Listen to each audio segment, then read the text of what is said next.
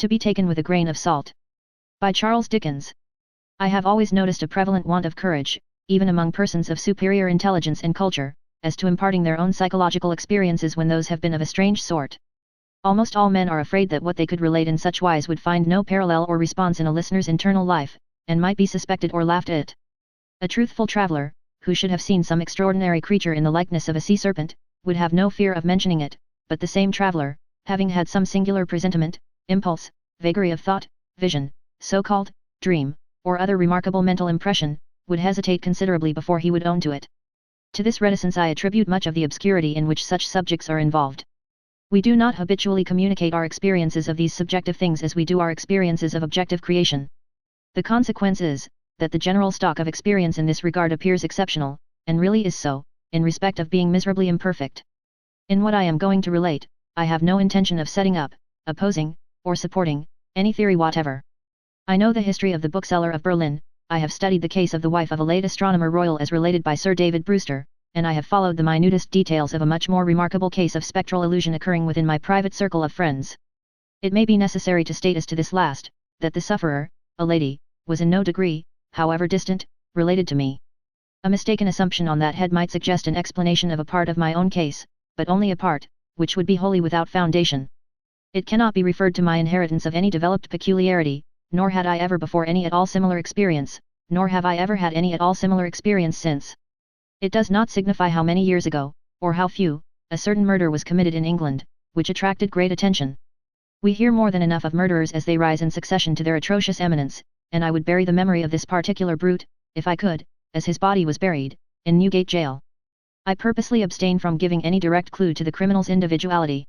When the murder was first discovered, no suspicion fell, or I ought rather to say, for I cannot be too precise in my facts, it was nowhere publicly hinted that any suspicion fell, on the man who was afterwards brought to trial. As no reference was at that time made to him in the newspapers, it is obviously impossible that any description of him can at that time have been given in the newspapers. It is essential that this fact be remembered.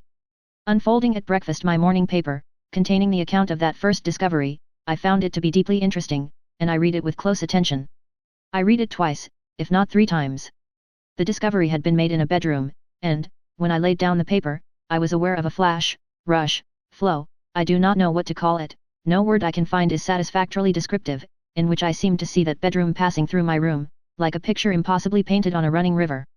Though almost instantaneous in its passing, it was perfectly clear, so clear that I distinctly, and with a sense of relief, observed the absence of the dead body from the bed.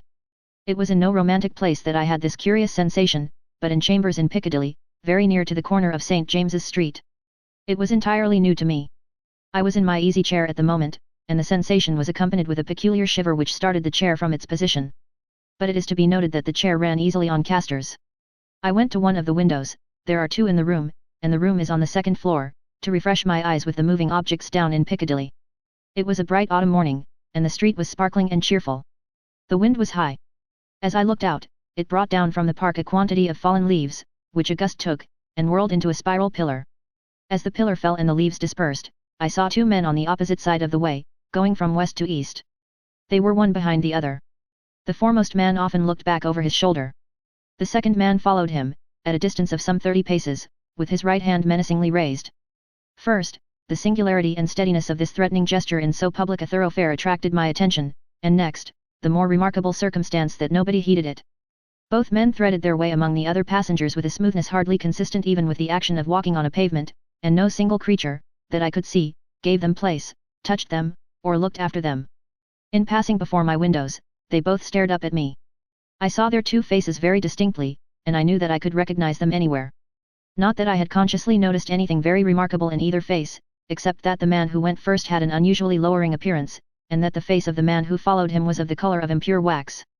I am a bachelor, and my valet and his wife constitute my whole establishment.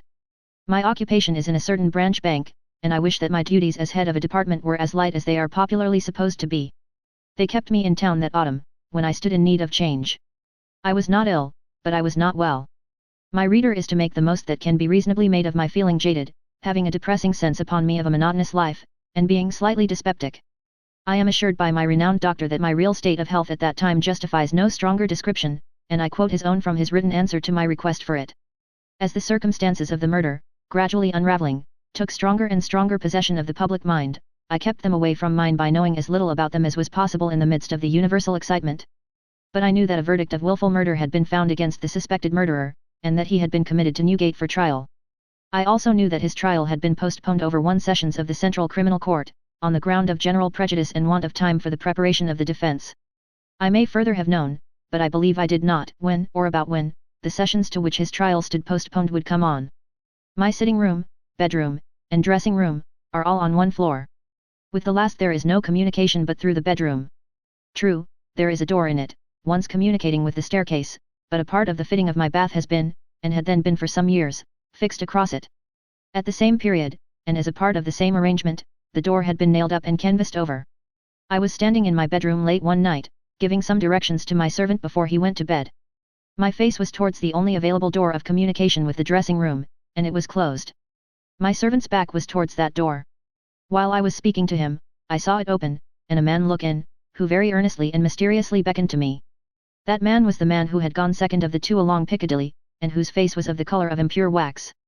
The figure, having beckoned, drew back, and closed the door. With no longer pause than was made by my crossing the bedroom, I opened the dressing-room door, and looked in. I had a lighted candle already in my hand.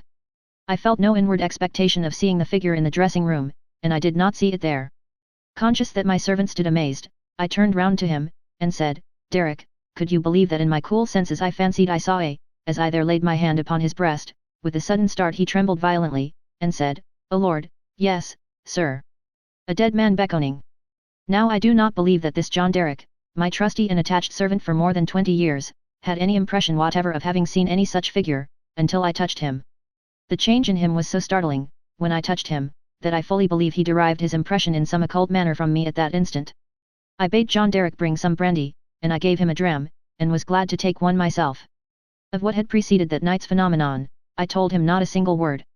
Reflecting on it, I was absolutely certain that I had never seen that face before, except on the one occasion in Piccadilly. Comparing its expression when beckoning at the door with its expression when it had stared up at me as I stood at my window, I came to the conclusion that on the first occasion it had sought to fasten itself upon my memory, and that on the second occasion it had made sure of being immediately remembered. I was not very comfortable that night, though I felt a certainty, difficult to explain, that the figure would not return. At daylight I fell into a heavy sleep, from which I was awakened by John Derek's coming to my bedside with a paper in his hand. This paper, it appeared, had been the subject of an altercation at the door between its bearer and my servant. It was a summons to me to serve upon a jury at the forthcoming sessions of the Central Criminal Court at the Old Bailey. I had never before been summoned on such a jury, as John Derek well knew. He believed, I am not certain at this hour whether with reason or otherwise, that class of jurors were customarily chosen on a lower qualification than mine, and he had at first refused to accept the summons. The man who served it had taken the matter very coolly. He had said that my attendance or non-attendance was nothing to him, there the summons was, and I should deal with it at my own peril, and not at his. For a day or two I was undecided whether to respond to this call, or take no notice of it. I was not conscious of the slightest mysterious bias, influence, or attraction, one way or other. Of that I am as strictly sure as of every other statement that I make here. Ultimately I decided, as a break in the monotony of my life, that I would go. The appointed morning was a raw morning in the month of November. There was a dense brown fog in Piccadilly, and it became positively black and in the last degree oppressive east of Temple Bar. I found the passages and staircases of the courthouse flaringly lighted with gas, and the court itself similarly illuminated. I think that, until I was conducted by officers into the old court and saw its crowded state, I did not know that the murderer was to be tried that day. I think that, until I was so helped into the old court with considerable difficulty, I did not know into which of the two courts sitting my summons would take me. But this must not be received as a positive assertion, for I am not completely satisfied in my mind on either point. I took my seat in the place appropriated to jurors in waiting, and I looked about the court as well as I could through the cloud of fog and breath that was heavy in it. I noticed the black vapor hanging like a murky curtain outside the great windows, and I noticed the stifled sound of wheels on the straw or tan that was littered in the street, also, the hum of the people gathered there, which a shrill whistle, or a louder song or hail than the rest, occasionally pierced. Soon afterwards the judges, 2 in number, entered, and took their seats. The buzz in the court was awfully hushed. The direction was given to put the murderer to the bar. He appeared there. And in that same instant I recognized in him the first of the 2 men who had gone down Piccadilly. If my name had been called then, I doubt if I could have answered to it audibly. But it was called about 6th or 8th in the panel, and I was by that time able to say, "Here. Now, observe." As I stepped into the box, the prisoner, who had been looking on attentively, but with no sign of concern, became violently agitated, and beckoned to his attorney. The prisoner's wish to challenge me was so manifest, that it occasioned a pause, during which the attorney, with his hand upon the dock, whispered with his client, and shook his head. I afterwards had it from that gentleman, that the prisoner's first affrighted words to him were, at all hazards, challenge that man. But that, as he would give no reason for it, and admitted that he had not even known my name until he heard it called and I appeared, it was not done. Both on the ground already explained, that I wish to avoid reviving the unwholesome memory of that murderer, and also because a detailed account of his long trial is by no means indispensable to my narrative, I shall confine myself closely to such incidents in the 10 days and nights during which we, the jury, were kept together, as directly bear on my own curious personal experience. It is in that, and not in the murderer, that I seek to interest my reader. It is to that, and not to a page of the Newgate calendar, that I beg attention. I was chosen foreman of the jury. On the second morning of the trial, after evidence had been taken for 2 hours, I heard the church clocks strike. Happening to cast my eyes over my brother jurymen, I found an inexplicable difficulty in counting them. I counted them several times, yet always with the same difficulty. In short, I made them one too many. I touched the brother juryman whose place was next me, and I whispered to him, "Oblige me by counting us." He looked surprised by the request, but turned his head and counted. "Why," says he, suddenly, "we are 30, but no, it's not possible. No. We are 12. According to my counting that day, we were always right in detail, but in the gross we were always one too many. There was no appearance, no figure, to account for it, but I had now an inward foreshadowing of the figure that was surely coming. The jury were housed at the London Tavern. We all slept in one large room on separate tables, and we were constantly in the charge and under the eye of the officer sworn to hold us in safe keeping. I see no reason for suppressing the real name of that officer. He was intelligent, highly polite and obliging, and, I was glad to hear, much respected in the city. He had an agreeable presence, good eyes, enviable black whiskers, and a fine sonorous voice. His name was Mr. Harker. When we turned into our 12 beds at night, Mr. Harker's bed was drawn across the door. On the night of the second day, not being disposed to lie down, and seeing Mr. Harker sitting on his bed, I went and sat beside him, and offered him a pinch of snuff. As Mr. Harker's hand touched mine in taking it from my box, a peculiar shiver crossed him, and he said, "Who is this?" Following Mr. Harker's eyes, and looking along the room, I saw again the figure I expected, the second of the 2 men who had gone down Piccadilly. I rose, and advanced a few steps, then stopped, and looked round at Mr. Harker. He was quite unconcerned, laughed, and said in a pleasant way, "I thought for a moment we had a 13th juryman, without a bed. But I see it is the moonlight." Making no revelation to Mr. Harker, but inviting him to take a walk with me to the end of the room, I watched what the figure did. It stood for a few moments by the bedside of each of my 11 brother jurymen, close to the pillow. It always went to the right-hand side of the bed, and always passed out crossing the foot of the next bed. It seemed, from the action of the head, merely to look down pensively at each recumbent figure. It took no notice of me, or of my bed, which was that nearest to Mr. Harker's. It seemed to go out where the moonlight came in, through a high window, as by an aerial flight of stairs. Next morning at breakfast, it appeared that everybody present had dreamed of the murdered man last night, except myself and Mr. Harker. I now felt as convinced that the second man who had gone down Piccadilly was the murdered man, so to speak, as if it had been borne into my comprehension by his immediate testimony. But even this took place, and in a manner for which I was not at all prepared. On the 5th day of the trial, when the case for the prosecution was drawing to a close, a miniature of the murdered man, missing from his bedroom upon the discovery of the deed, and afterwards found in a hiding place where the murderer had been seen digging, was put in evidence. Having been identified by the witness under examination, it was handed up to the bench, and thence handed down to be inspected by the jury. As an officer in a black gown was making his way with it across to me, the figure of the second man who had gone down Piccadilly impetuously started from the crowd, caught the miniature from the officer, and gave it to me with his own hands, at the same time saying, in a low and hollow tone, "Before I saw the miniature, which was in a locket, I was younger then, and my face was not then drained of blood." It also came between me and the brother juryman to whom I would have given the miniature, and between him and the brother juryman to whom he would have given it, and so passed it on through the whole of our number, and back into my possession. Not one of them, however, detected this. At table, and generally when we were shut up together in Mr. Harker's custody, we had from the first naturally discussed the day's proceedings a good deal. On that 5th day, the case for the prosecution being closed, and we having that side of the question in a completed shape before us, our discussion was more animated and serious. Among our number was a vestryman, the densest idiot I have ever seen at large, who met the plainest evidence with the most preposterous objections, and who was sided with by 2 flabby parochial parasites, all the 3 impanelled from a district so delivered over to fever that they ought to have been upon their own trial for 500 murders. When these mischievous blockheads were at their loudest, which was towards midnight, while some of us were already preparing for bed, I again saw the murdered man. He stood grimly behind them, beckoning to me. On my going towards them, and striking into the conversation, he immediately retired. This was the beginning of a separate series of appearances, confined to that long room in which we were confined. Whenever a knot of my brother jurymen laid their heads together, I saw the head of the murdered man among theirs. Whenever their comparison of notes was going against him, he would solemnly and irresistibly beckon to me. It will be borne in mind that down to the production of the miniature, on the 5th day of the trial, I had never seen the appearance in court. 3 changes occurred now that we entered on the case for the defense. 2 of them I will mention together. First, the figure was now in court continually, and it never there addressed itself to me, but always to the person who was speaking at the time. For instance, the throat of the murdered man had been cut straight across. In the opening speech for the defense, it was suggested that the deceased might have cut his own throat. At that very moment, the figure, with its throat in the dreadful condition referred to, this it had concealed before, stood at the speaker's elbow, motioning across and across its windpipe, now with the right hand, now with the left, vigorously suggesting to the speaker himself the impossibility of such a wound having been self-inflicted by either hand. For another instance, a witness to character, a woman, deposed to the prisoner's being the most amiable of mankind. The figure at that instant stood on the floor before her, looking her full in the face, and pointing out the prisoner's evil countenance with an extended arm and an outstretched finger. The third change now to be added impressed me strongly as the most marked and striking of all. I do not theorize upon it, I accurately state it, and there leave it. Although the appearance was not itself perceived by those whom it addressed, its coming close to such persons was invariably attended by some trepidation or disturbance on their part.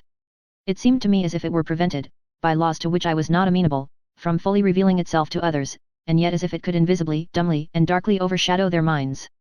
When the leading counsel for the defense suggested that hypothesis of suicide, and the figure stood at the learned gentleman's elbow, frightfully sawing at its severed throat, it is undeniable that the counsel faltered in his speech, lost for a few seconds the thread of his ingenious discourse, wiped his forehead with his handkerchief, and turned extremely pale. When the witness to character was confronted by the appearance, her eyes most certainly did follow the direction of its pointed finger, and rest in great hesitation and trouble upon the prisoner's face. 2 additional illustrations will suffice. On the 8th day of the trial, after the pause which was every day made early in the afternoon for a few minutes' rest and refreshment, I came back into court with the rest of the jury some little time before the return of the judges. Standing up in the box and looking about me, I thought the figure was not there, until, chancing to raise my eyes to the gallery, I saw it bending forward, and leaning over a very decent woman, as if to assure itself whether the judges had resumed their seats or not. Immediately afterwards that woman screamed, fainted, and was carried out. So with the venerable, sagacious, and patient judge who conducted the trial. When the case was over, and he settled himself and his papers to sum up, the murdered man, entering by the judge's door, advanced to his lordship's desk, and looked eagerly over his shoulder at the pages of his notes which he was turning. A change came over his lordship's face, his hand stopped, the peculiar shiver, that I knew so well, passed over him, he faltered, "Excuse me, gentlemen, for a few moments. I am somewhat oppressed by the vitiated air," and did not recover until he had drunk a glass of water. Through all the monotony of 6 of those interminable 10 days, the same judges and others on the bench, the same murderer in the dock, the same lawyers at the table, the same tones of question and answer rising to the roof of the court, the same scratching of the judge's pen, the same ushers going in and out, the same lights kindled at the same hour when there had been any natural light of day, the same foggy curtain outside the great windows when it was foggy, the same rain pattering and dripping when it was rainy, the same footmarks of turnkeys and prisoner day after day on the same sawdust, the same keys locking and unlocking the same heavy doors, through all the wearisome monotony which made me feel as if I had been foreman of the jury for a vast cride of time, and Piccadilly had flourished coevally with Babylon, the murdered man never lost one trace of his distinctness in my eyes, nor was he at any moment less distinct than anybody else. I must not omit, as a matter of fact, that I never once saw the appearance which I call by the name of the murdered man look at the murderer. Again and again I wondered, why does he not? But he never did. Nor did he look at me, after the production of the miniature, until the last closing minutes of the trial arrived. We retired to consider, at 7 minutes before 10 at night. The idiotic vestryman and his 2 parochial parasites gave us so much trouble that we twice returned into court to beg to have certain extracts from the judge's notes reread. 9 of us had not the smallest doubt about those passages, neither, I believe, had any one in the court. The dunder-headed triumvirate, having no idea but obstruction, disputed them for that very reason. At length we prevailed, and finally the jury returned into court at 10 minutes past 12. The murdered man at that time stood directly opposite the jury box, on the other side of the court. As I took my place, his eyes rested on me with great attention, he seemed satisfied, and slowly shook a great grey veil, which he carried on his arm for the first time, over his head and whole form. As I gave in our verdict, guilty, the veil collapsed, all was gone, and his place was empty. The murderer, being asked by the judge, according to usage, whether he had anything to say before sentence of death should be passed upon him, indistinctly muttered something which was described in the leading newspapers of the following day as a few rambling, incoherent, and half-audible words, in which he was understood to complain that he had not had a fair trial, because the foreman of the jury was prepossessed against him. The remarkable declaration that he really made was this: "My lord, I knew I was a doomed man, when the foreman of my jury came into the box. My lord, I knew he would never let me off, because, before I was taken, he somehow got to my bedside in the night, woke me, and put a rope round my neck.